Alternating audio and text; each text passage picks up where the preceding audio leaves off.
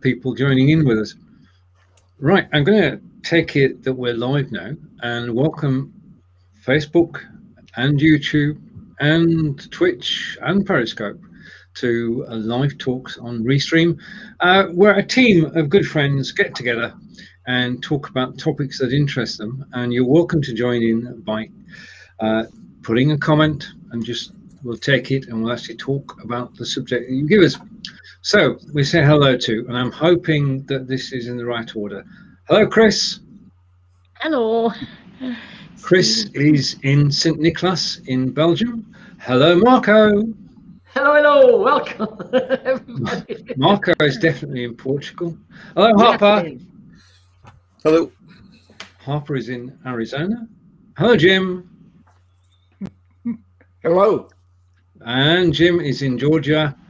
And we say hello to Nick, who, like me, is in the UK. There may be other friends joining us, but this is where we are to start with. And thank you for watching us live. And we start with a topic for the week. And today's topic is to talk about two books. Now, I'll start things rolling to give people a chance to think. And two books that have sort of affected my life and had, well, the first one I want to talk about is a book called The Name of the Rose, which was by Umberto Eco. And you may well have seen the film, starring a certain Sean Connery. It's set in an abbey, and it is the story with several stories involved, but the main one is about the power of knowledge. And the abbey has control of all the area around it, because it is the place where all knowledge is stored. That leads to the downfall of the abbey, but it's also a whodunit, because Sean Connery is actually there as a detective to discover why the abbots keep getting killed in most mysterious ways.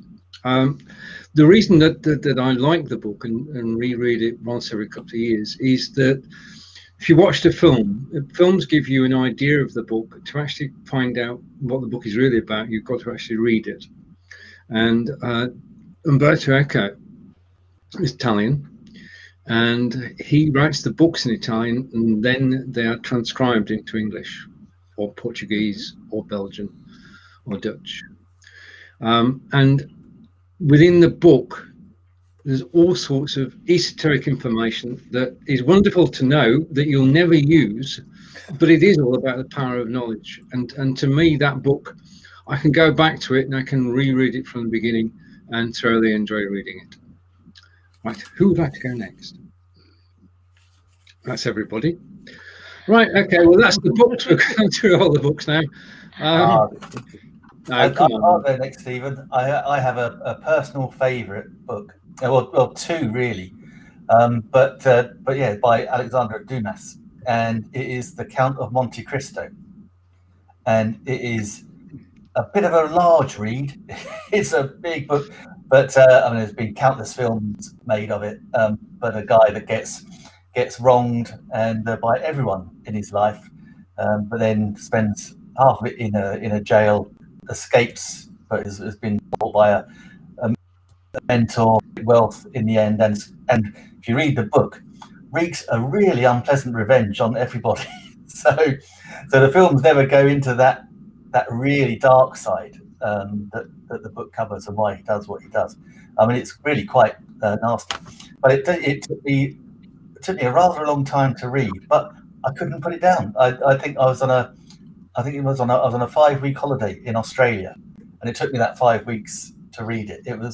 It was just the best book I've ever read, no bar none. It has everything: sex, drugs, rock and roll. Well, no rock and roll. But no, a bit before then. It wasn't rock and roll in those days, but certainly, murder, intrigue, lies, deceit.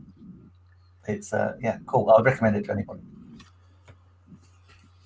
No, I enjoyed reading it too.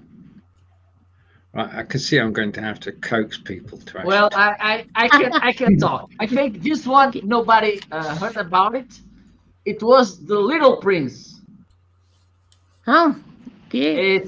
I don't know. I've read the book. I read the book. I've seen the movie, and for me, it's a classic. Can you draw me a sheep? I think it's a good book for you to understand little things in life that really matter. And it's for me. I think I don't know if you know well, you should know the Italian director Roberto Benigni and his movies, and they all of them, they have the same I don't know, the same concept. So simple, so sweet, and I think this book fits in this. I don't know why he didn't make any movie about about the book, but it's kind of and it is very short, a short book. It's not like the Count of Monte Cristo.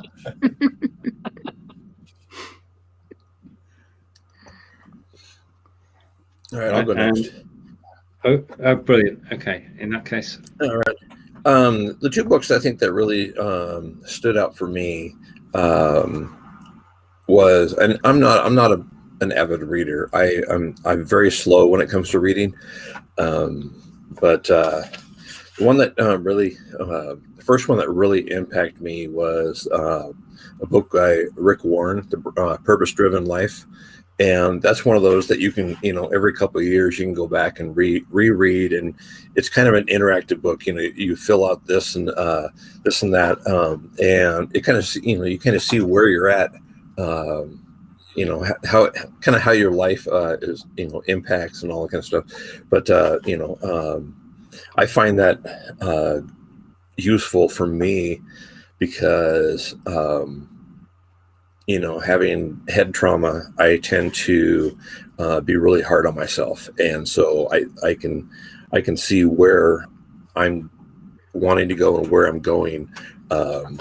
So that one's really impactful for me. And then the second one is after I left the military and retired, I was like, okay, I still want to have a business or do something like that. And so the next one was a book by Robert Kiyosaki, Business in the 21st Century, on how the 20th century business model is changed basically with the internet, and pretty much as we know it now is much different than what it was when a little over 20 years ago. So, but those are the two that really impacted me. Didn't know that one. You don't know that one? Yeah, I think we at least when we think about Kiyosaki, we think about about the dead book. Rich Dad Poor Dad. Yeah. I think I will take a look. Thank you. Okay.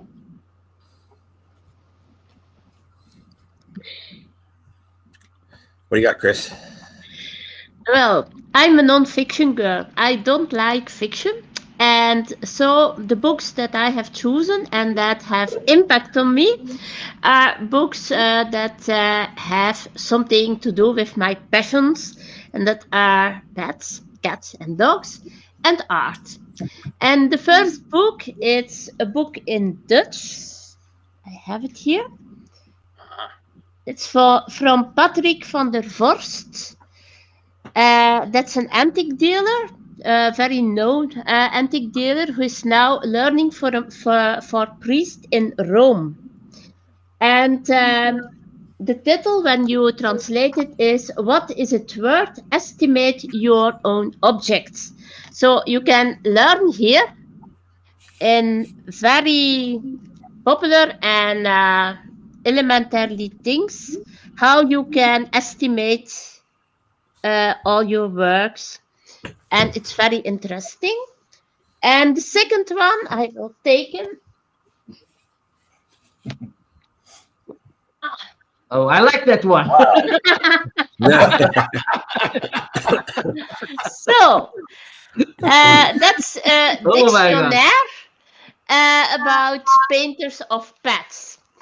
And with this book, I have a model to see which painters I like and which I have to put in an art data bank. And when there is something on an auction of one of those painters, I receive an email about it. So this was a very impactful book because, look here. Oh my God. Because I have only to see and to put all the names of the artists in the data bank. That are my favorite books. That is of my favorite cat painter, Harriet Ronner Knip here. So. That great book, it doubles up as a doorstep. Yes. There is also one about flowers that I have too. Now you reminded me about one guy. Someone asked him, "Which is your favorite book?" The Yellow Pages. The Yellow Pages. The Yellow Pages. Do you like action? Well, action. It doesn't. It's not a big deal, but they have so many characters.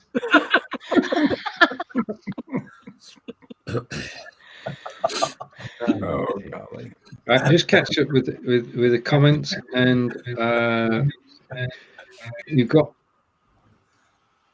hello. Hey. There's Kevin. Hello, Alpha Dog. Hello. And Sandrine. Jim's fan page. Sandrine. Yes, And absolutely. I've not spoken for a while. She's back though, and The Little Princess is one of the best books for adults and children. And Peter's just let me know it is here, so I better bring Peter. I just want to make mention though of Corinda. Corinda, I thought so with you, and we just hope for a good outcome. You just got to, well, you do tough it out. So just take care from everybody here, and I'm sure that goes for somebody who's hiding at the moment. He tells me he's here, then he goes off camera. I mean, what's this about? Can't trust those Scots. He knew I was talking about him. He's holding back the Scottish rebellion. Right. Hello, Peter. Hello. Peter? We can't hear Can't you, hear Peter. You're miming. Yeah. You're doing a Charlie Chaplin, Peter. Yeah. Just add your hands. I know how bad this feels because you're trying to find out why you can't be heard. I mean, I did a broadcast yesterday with Peter. Okay, Stephen, turn Peter's microphone on, please. Well, if it was that easy, I'd do it. It's like, don't tell him why. I saw Chris's book. It said dictionary, and I was like, I had a flashback back to when I was somewhat of a troublesome kid in 6th grade. Our teacher he would open up the dictionary and say like page 322. You had to handwrite everything from that page. Oh no. Man, I swear he knew which pages had the worst stuff on them.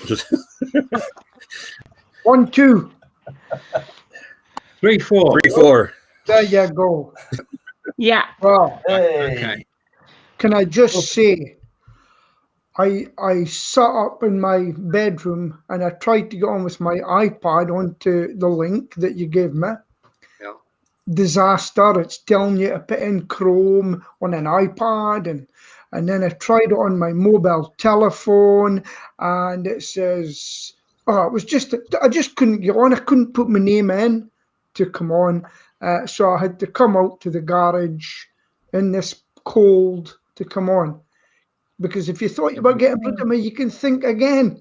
Violin. And it's not Charlie Daniels. And think yourself lucky I'm not in my bath. You can't be back all the time. Right. Okay. And just scanning to see if there are any comments about Peter's little thing. Jim has little thing.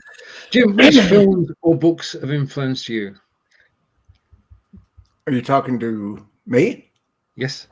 Oh, sorry. Yeah, I don't read for entertainment. I never have. I've always read for enlightenment. My favorite book was is out of print. It's called Winning Through Intimidation by Robert Ringer. It goes back to the 70s, and intimidation is not a real negative thing, but it's just a fascinating book. And Ringer's a fellow speaker. I got to meet him in his later years, and loved Winning Through Intimidation. Like, he was a real estate agent, and when it came to a closing, he found out that they always cut him out of his commission. So the buyer bought a lawyer, and the seller brought a lawyer, and as the realtor, he even brought his own lawyer as part of his intimidation into the big closings. So he's sitting there with an attorney as well. And the other one, of course, was Dale Carnegie, How to Win Friends and Influence People. I've always read how-to books, how to sell, how to influence other people, how to make money books. The other thing, I'm looking at my bookshelf because, Stephen, you put me on the spot here. And I've got John Lennon Remembers, the Beatles Anthology, the Elvis Story, John Lennon Playboy Interviews. I've got all the Love You Make. I've got all these Beatle books up here. I mean, the music, I didn't put music in there on purpose because that's for another show. Try it. Right, Peter, did you bring 2 books with you? Well, I know I did have 2, not books, but the films that really I enjoyed in life and give principle was a film called Zulu. Yeah, when the British Army were fighting the Zulus, and it was all about discipline, standing, formation, holding your ground. And one of the young soldiers said to the sergeant major, colour sergeant, he says, why are we here, sir? He says, because we are. And that's what they had to do. So it was all about discipline there, firing in ranks and all that.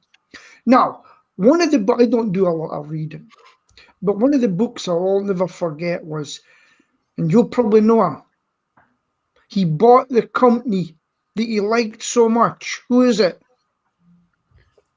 Ronson. Donald Trump. Walter Cronkite. No. Warren Buffett. Who said it? Walter Cronkite. No, his name was Victor Kayam. He liked the company so much that he bought Remington. And one thing I'll always remember from that book is he says, if you can guarantee anything, make sure people know about it and stick to that guarantee. And I can tell you, I'd done it when I first started in business. Stamp like a stamp. Guaranteed. That was wasp elimination. Guaranteed. And the amount of work it brought in. And you know something? Next year, all my competitors were doing the same. That's why I'm a leader. To you. I thought your 2 favorites were going to be the white pages and the yellow pages. I've got to say that the longest day, and I bet it just reminds me of COVID. See, at the beginning of COVID, people were in hospitals and everything were dying, right? They were dying. They were going into their work and they were putting all their equipment, knowing there's a chance that they could die. And it reminds me about the longest day when each of the infantry soldiers, Americans, were going with a Bangalore to bust open a bunker. And every one of them was shot. And then he would pick the next one and say, your turn. And you know it was instant death. And that's what I'll never forgot. Back to you. That would be me. I know, I'm going to try and turn this round. Following Peter is like, well, I know what it's like. Peter and I will be live tomorrow on Dubbing for Britain. I think that the second book, and I don't read too many self-help books, but the second book that I turn to, if I need, pardon me, a kick up the derriere, is Awaken the Giant Within by Tony Robbins. Tony Robbins. I would love to actually go to one of his sessions, and actually be there in the crowd and actually listen to him speak, because he can certainly write. And but we've been waiting for the follow-up to Awaken the Giant Within for over 20 years, but it's not arrived. But he's still here. He's still going strong. And so self-help books, I think they do have a purpose, especially if you find yourself in a tough spot. I want to see you walk on those hot coals barefoot. I don't believe him. Actually, Stephen, can I just say, I didn't get my second book. Can I just mention it now then? Because mine also is a self-help book. And this one, when I was in the depths of not knowing what I was going to do, this one dug me out. And I read this every day. It's bottles. They call it The Secret Behind the Secret. It's a book that Rhonda Byrne's based The Secret on, which was so successful. And unbelievable. I'd say I read it every day. It's when I was in a dark place and needed to come out of it, someone gave me that, and gave me a check up, a neck up in a big way. Thank you. Right. Okay. Well, that's got us started. Can I talk about my second one also? Of course you can. The floor is yours.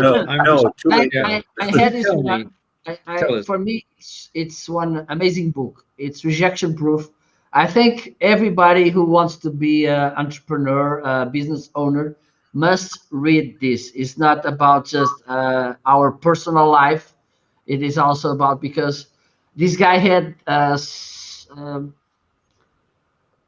some episodes very important, impactful in his life. That, for instance, I think it was in Christmas in China, because he's a Chinese guy. They were in the school. They were picking the boys to and the little kids to give them Christmas presents, and nobody was picking him. and he came with these challenges, which was the 100 days rejection situations, kind of. And what is this about? Every day in 100 days, he was putting himself in situations which usually lead to a no. Okay, like for instance, randomly pick someone on the street and ask him or her money.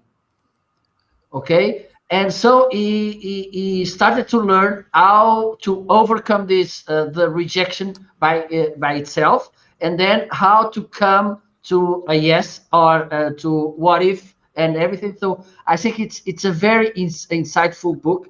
And also he said something that it was for me one of the biggest takeaways. Sometimes the result you may get is not owned by you. For instance, you're depending on someone else, so you don't need to focus too much on the outcome if the outcome doesn't depend only on you. Okay, look in the process what you did right, what you didn't do so right, and improve it, and see what you learn by doing that and everything. But don't depend only on end results, because I think it's one of the biggest problems in the society by these days. We look too much. For instance, look, I'm doing this training. It's about results, and look, results, and lots of times results don't depend only on us. So I think it's a good reading. And also you can pick his TED Talk, Jiang, his name. Thankfully, I'm not doing green screen, because otherwise the book cover will be amazing. So I think this book, it's a real game changer for me. I thought it was a book maybe on how to pick up ladies in a bar. Well, maybe you can get some ideas. Rejection Proof. That One could could be. lead to the other. Do you want to go out with me? Well, I have to say one thing, Jim. If this book was about how to go out with ladies in Portuguese, it has to be at least this size. Oh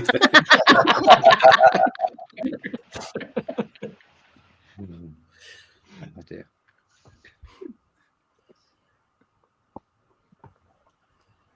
It's gone quiet. It's been quiet for more than 15 seconds. Yeah. So that means that somebody's got to say something. You said something about movies, I think. Let's hear the movies. The movies. Okay, yeah, fine. Who would you like to start, Jim? Well, I could. I didn't mean to, but yeah. Once again, I'm a fan of old westerns, old actors, actors before my time. I'm an Errol Flynn fan, for instance, and that was even before my time. But my favorite movie of all time is The Man Who Shot Liberty Valance. Black and white, John Wayne, Jimmy Stewart, Lee Marvin. I mean, it's a classic battle of good and evil, and good prevailed, and it had its ups and downs and struggles, and love that movie. And of course, my other one was Pee-wee's Big Adventure. No, that's joking. It has its merits. No, absolutely. The Man Who Shot Liberty Valance, my favorite movie of all time. Roadhouse. I think rather low. My wife likes like Julia Roberts movies, and I like Steven Seagal karate movies, and I will only watch Julia Roberts if Steven Seagal is slapping her around. I don't think those two have ever made a movie together.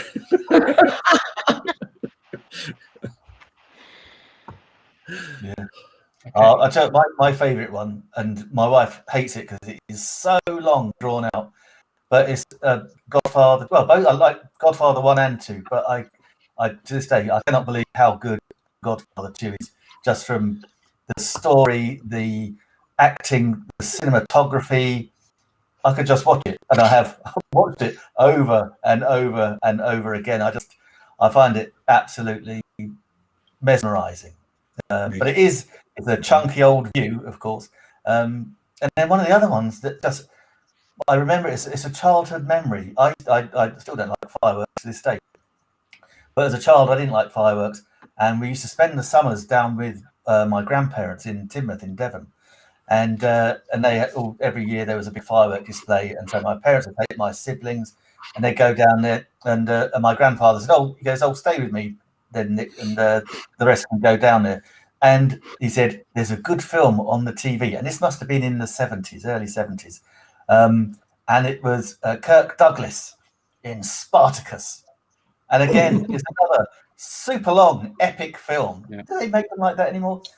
But it just stuck in my brain. It was the relationship. I was able to sit on my granddad's knee and watch it, and I idolized him throughout my life, and it was just a magical moment. And so when that comes on TV now, I still have to watch it. It's like, oh yeah. I mean, don't get me wrong, I kind of catch the second half when the action heats up, but yeah, great. Two films I would thoroughly recommend.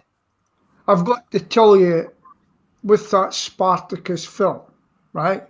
Mm-hmm. If I was standing there, I would have said, "He's Spartacus."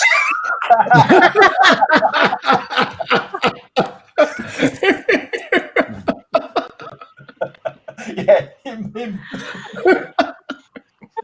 That reminds me of sorry, there's another film, of course, Monty Python's Life of Brian. You just reminded me of that, Peter. And they're doing the stoning, it's only supposed to be men, and they're all women with beards. Who threw that? Him. Oh my God. This movie, oh my God. Of course, Peter's going to say Braveheart.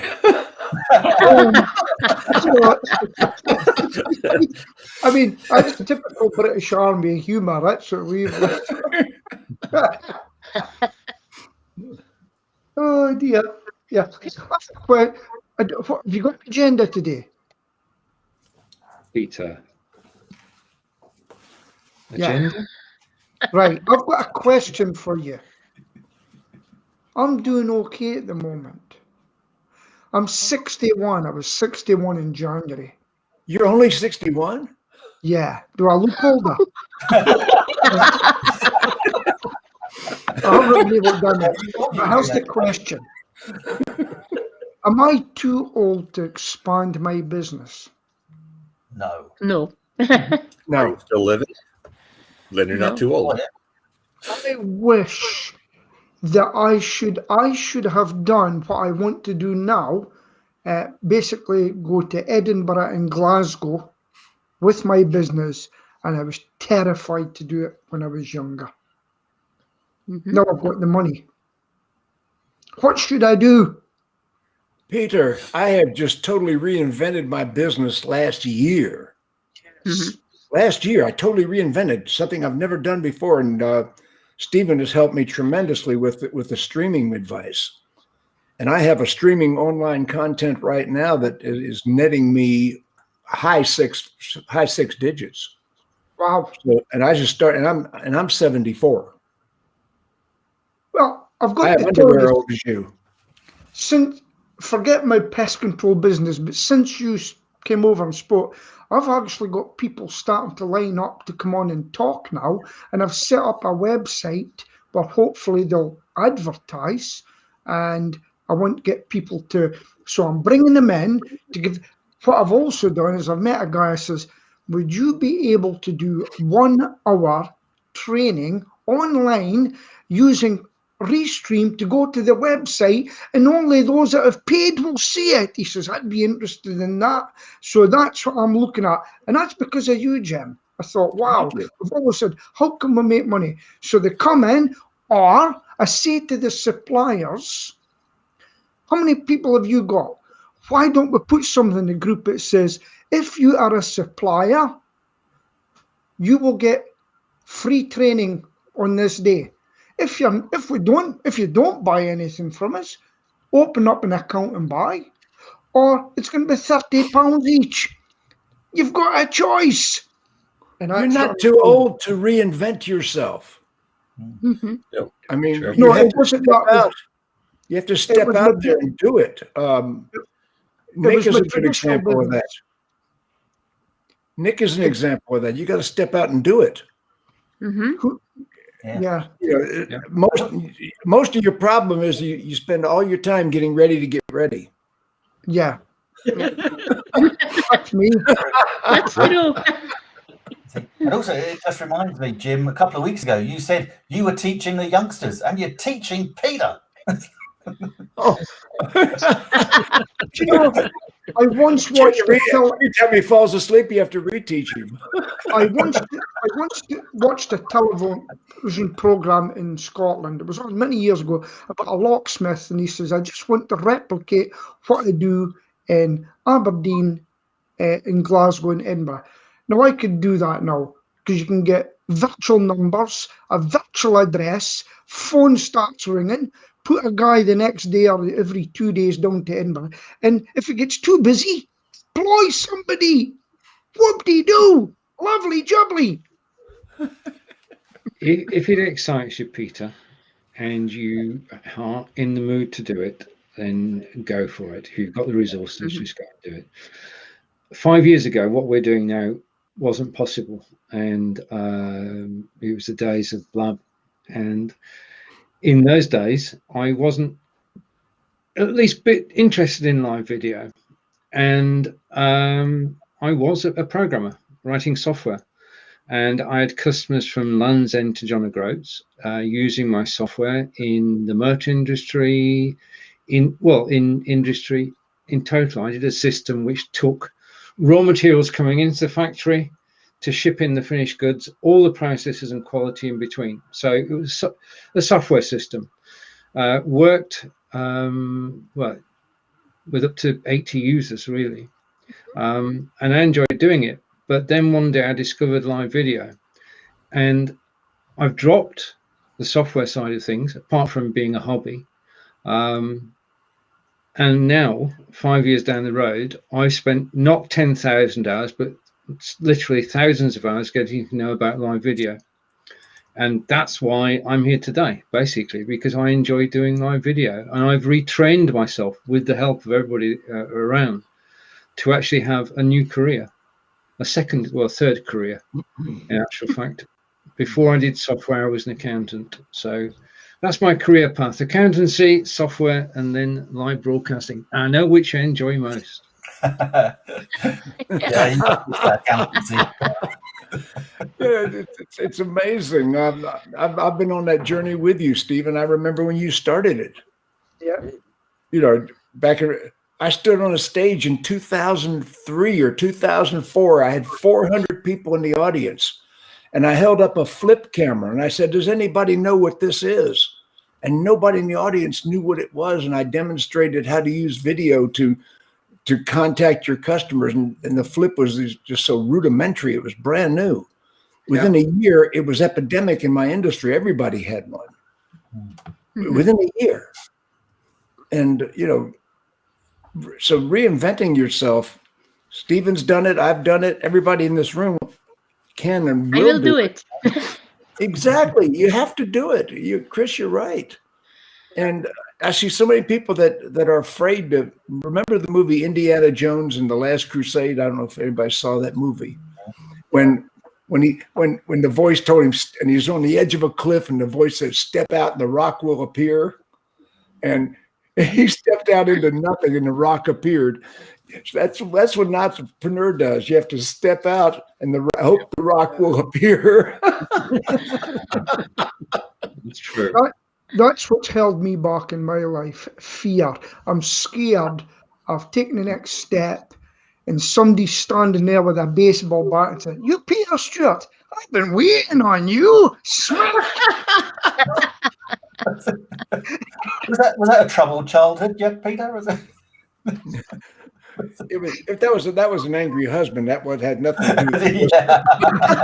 Yeah, now the truth's coming out. It's another story, actually. Yeah, that's a very good point. Has anyone? I don't expect anyone to own up on a live video call, but yeah, has anyone actually thought, "Oh, do I really want to put myself out there in case my ex-wife, or you've done something in the past that you think, oh, someone might come up and go, oh yeah, you were that person that did me wrong"? Oh, well, you see, sorry to bring this in, but I've been looking at videos of today of a woman who wants to do something with Joe Biden, getting into Congress, but all her tweets have come back. All her tweets have gone, "You said this, you said that, you said that. So did you mean it?" And she was asked about 10 times, "Did you mean it?" She wouldn't answer. And it's come back to haunt her. And I just live for that. Watching the Democrats melt like a storm in the back of here. Upton's talking about in the sidebar. Oh no, not the milk. I can't tell you stories about that, but I'm not. I'll tell you what happened. Anyway, I have got a story regarding pest control like that, if you want to know. Peter, carry on. Stories. Gets called out at 11 o'clock in the evening. It was dark. And the voice said, "Could you please come?" I said, "I'll come in the morning, my dear." "No, we've got mice. Could you please come?" I says, "Okay, I'm on my way." Said to my wife, "I'm on my way. I'll have to go." They're panicking. Went out, and I arrived at the place, and it was above a pizza shop in a place in Holborn Street in Aberdeen. They've gone now. And I went up and I knocked at the door, and this very attractive lady came out and she says, "Hello, love." And there was another very attractive lady in the background. No. She says, "In you come, love." And I went, "I'm the pest control man." "Oh, in you come." "Where's the mice?" So I looked at it. I said, "No, I'll have to check all the rooms." And I went, all the rooms now. I says, what's in this room? And they looked at each other and they said, we're working girls. I says, we've all got to make money, my dear. And I opened the door and I was in a torture chamber.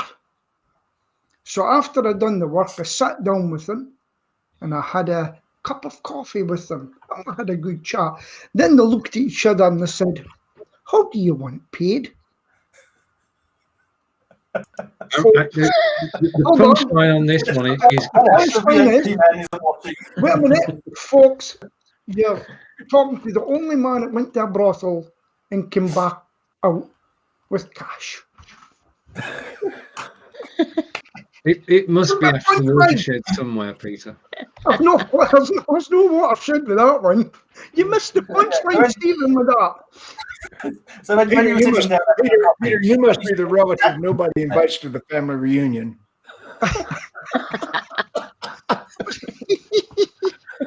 True story. is that the story you told your wife? Story. Yeah, The old darling, uncle I that had says, a "Oh, my cup of coffee. finger." Poor Stephen and his liberal upbringing. It's a watershed somewhere, Peter. Stephen looks horrified. No watershed there, it was nothing bad. It was only in your Then I mind. feel the sudden urge.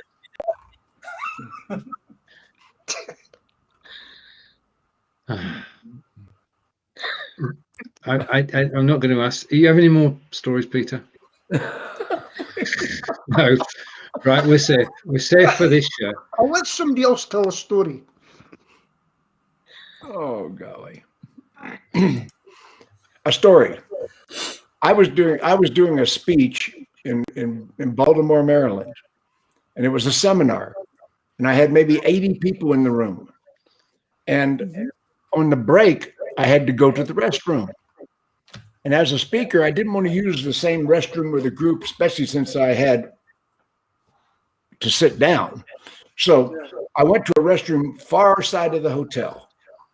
And I'm sitting in the restroom, and I look down and I see the stall next to me has painted toenails.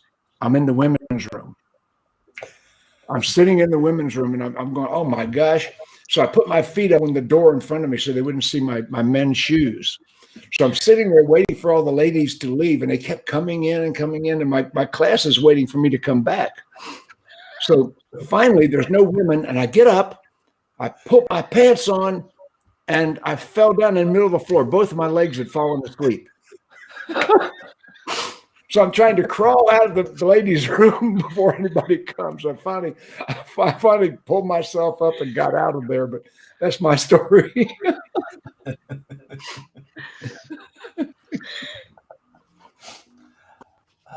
Well, at least you pulled your pants up. What's that? I said, at least you pulled your pants up. That was the main thing. Oh, I did pull my pants up. Yes, I did. Before I fell in the middle of the floor. Yes, I did.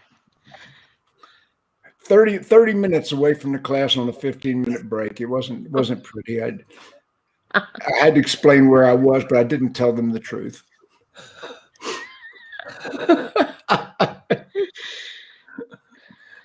I know that doesn't match a Peter story, but that's mine. No, I think I saw Peter's story on video once. I don't know. I didn't realize how notorious he was. Marco's so quiet today. Yeah, I'm listening. I've been told when I was young, a few days ago, listen to the elders. Oh, as if we were that much older. Come on now. Oh dear. Well, in that case, have you any questions you'd like to ask us, Marco?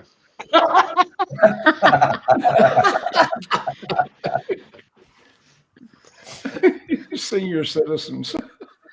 I think Marco actually adds grade just to make it a little more distinguished. Right, I had both Peter and Harper speaking. Peter's spoken a lot, so Harper. Yeah. To you. I think Marco is adding gray just to seem a little more distinguished in his beard. And we call that a skunk stripe.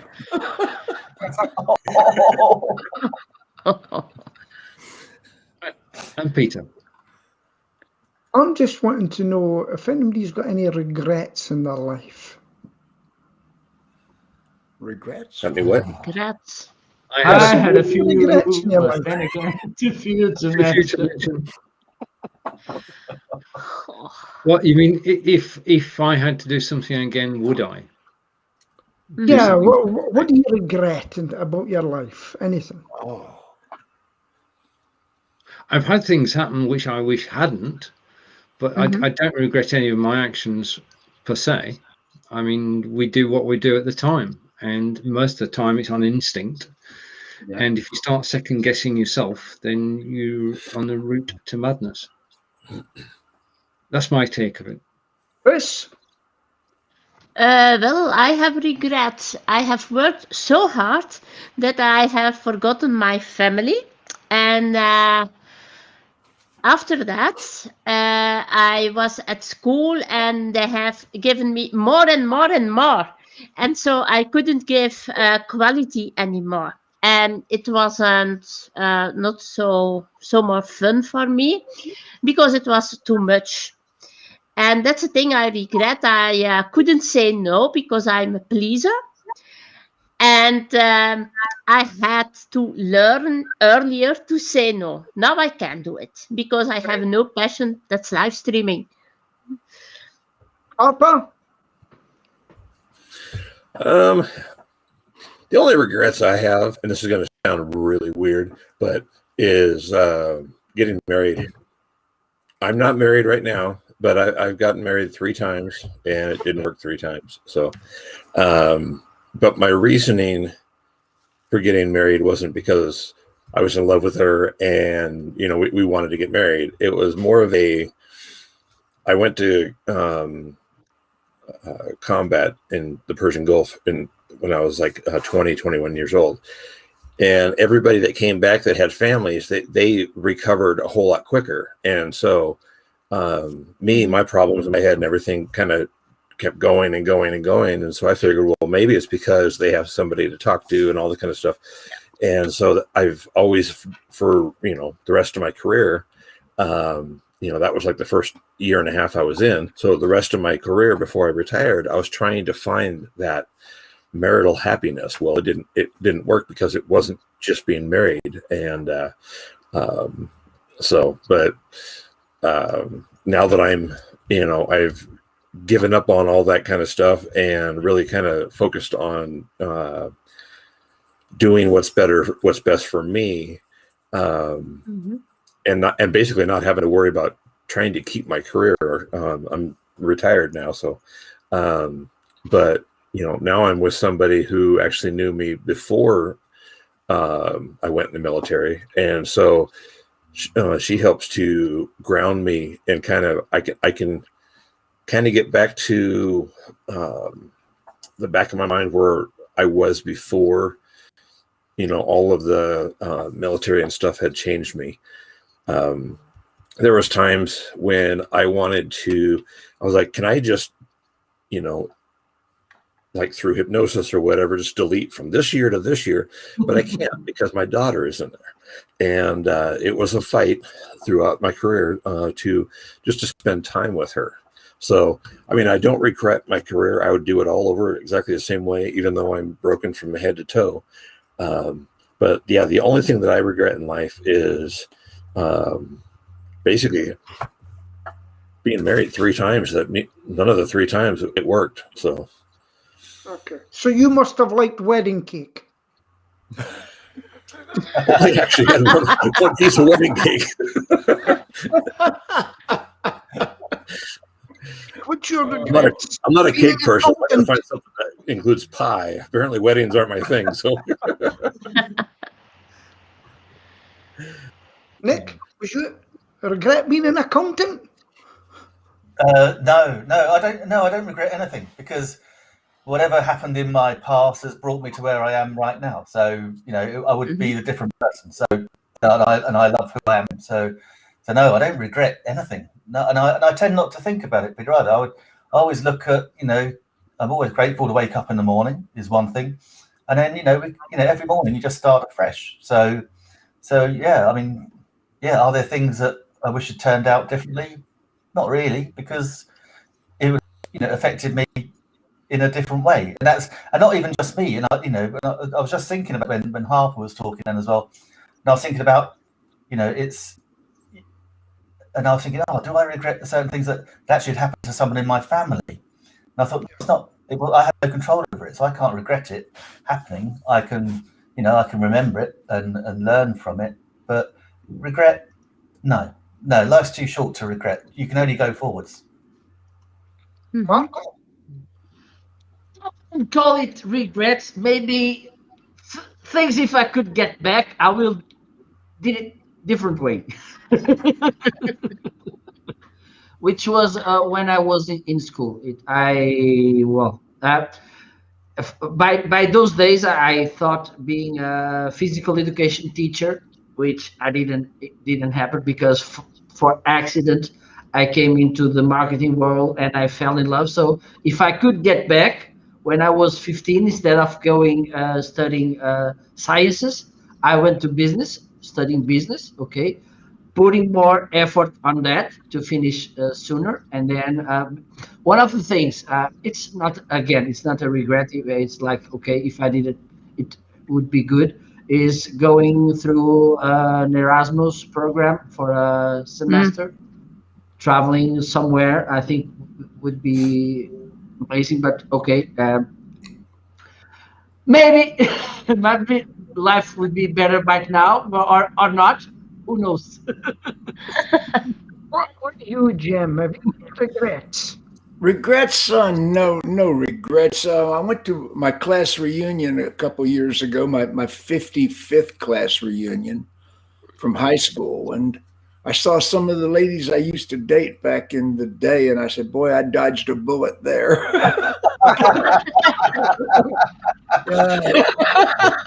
I know what you mean. I was talking to one, I'm not going to say her actual name, but I was talking to one lady and I said, I wonder, I used to date a girl named, I'm going to say her name, Susie Smith. And I said, I wonder if she's here. And the what lady said, I am Susie Smith. Well, that wasn't her actual name. I was in our supermarket last year, and there was a little woman in front of me taking ages to buy a lottery ticket for some reason. She was buying them for a lot.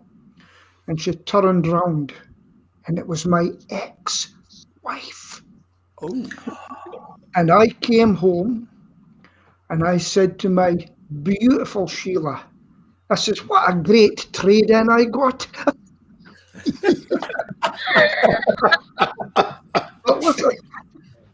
But listen, here's my regret. I am so embarrassed when people talk about their ologies and their university degrees and this and their Master of Science and this. Do you know what I left school with? Absolutely nothing. Zero. Zilch. Nada. And I often wonder if I would be stuck in some boring place if I had had an education. But Peter, my business card. My business card says James A. Ziegler, CSP, Certified Speaking Professional, HSG. I have HSG on my business card. It's on all my social. High school graduate. HSG. You want to put PhD on your card? I'll put HSG on mine. Yeah, because if you'd got a better education, you might have gone into a really rubbish thing that you hated, and you wouldn't be the person you are. So yeah, I know. So I know. But let me tell you, I wrote an essay at school. The teacher said, "Fed up of you lot. Write what you're going to do with your life." I've told Stephen the story. Everything came true by age 27. Everything came true that I'd written down. And I never wrote anything since. Now listen, you know a speaker called Steve Clark? Jim, do you know a speaker called Steve Clark? He sometimes goes to America. No, Right? I don't. I know a lot of the speakers, and Steve, I'm in the Speakers Association, but no, I don't know. So am I. Same, I'm in the PSA. But listen, do you know what he's got after his name, his initials? C PAE. DML. CDML. Can you tell me what it stands for? No, no idea. Cadbury's Dairy Milk Lover. He's actually got it on it. Oh, HSG, high school graduate. I'm proud of it. I was thrown out of school. I was asked to leave by the head dean, not just any old dean, but the head guy asked me to leave the college. You know, I had to withdraw passing, is what they called it. Yeah. You know, for my behavior. You know, just I was away from home first time, and I was wild, and I could only drag race with my car and bar fight. and the college didn't like my reputation. Yeah, quite interesting. Very interesting. It's interesting to see some of us had really kind of got thrown out of school, you know. I would have thought you went to Hogwarts. Yeah. Well, I think it's interesting. Jim, my father, he got thrown out of his university when he was a young man. Went on to become one of the UK's leading mathematicians. Mm-hmm. So can you imagine when my maths teacher called him into school and said, "Your son doesn't have a maths brain in his body. He's just rubbish at maths. He will never pass his O-level or anything." My God. Well, my backside was red raw afterwards. But actually, in fairness to my dad, he said, the man said, beep, beep, idiot. And yeah, it was just I didn't get on with the teacher. And so I went on to become an accountant. So I couldn't have been that bad. But yeah, the irony of it all is tomorrow I teach a class at Northwood University. I am teaching a class on general management of a car dealership, how to be a general manager. Mm-hmm. To the graduate students at Northwood University, I'm teaching a class every Thursday for 1 hour into infinity on how to be a general manager. And my credentials are experiential. My credentials are not educational. Mm-hmm. Experiential. I think people get hung up on it. Mm-hmm. Yep. I think that's better. Absolutely. Yes, huh? But the good thing here, it's, for instance, here in Portugal, you have to, I think by these days, to teach in whichever academic grade you're teaching, you should be a PhD. Yeah. It doesn't matter if you don't know which is the truth. If you don't know anything about the topic, it doesn't matter. For instance, you can be for instance, you're doing you're a doctor and you're teaching about live streaming. It doesn't matter if you know it or not. You just need to be a PhD. So PhD, Pizza Hut delivery. Yeah, I think it is. Yeah. You'll notice I've changed my background. It was getting a bit cold with that one. Glad you came inside. You mentioned a chapter a moment ago, Peter. Say that again. You mentioned a speaker a moment ago. Speaker. Clark. Yeah. Steve Clark. Steve Clark. It's a small world. Steve Clark does the tour of the UK, speaking at various venues, and he was in Swindon 3 years ago. And I met him there and listened to his. Well, it was very good. He knows what he's talking about, and I just enjoyed it and had a chat with him afterwards. And turns out that we've known each other since 2005, Jim, because Steve Clark was a member of the Academy. Was he now? I may have known him. I knew so many. He's also a member of the PSA, and he actually went in to. He had a slice of a thing called Hey Mic. Have you heard of Hey Mic? It's a microphone you put on your lapel. It's Bluetooth. Mm-hmm. Have you heard of it? Yeah. Well, he was involved with it. Well, there you go. Marco, we've come to the end of today's broadcast. It's over to you because we're at your house next week. Oh, so next week at the same time, we can join. We will join again to talk about this. I think next week we will talk about our 2 favorite flowers. Oh. No. Well, It will be maybe we can difficult. talk about pets. I think some of you will like the topic. Okay. Pansy springs to mind. Flower. I'll give you flowers that you guys don't have.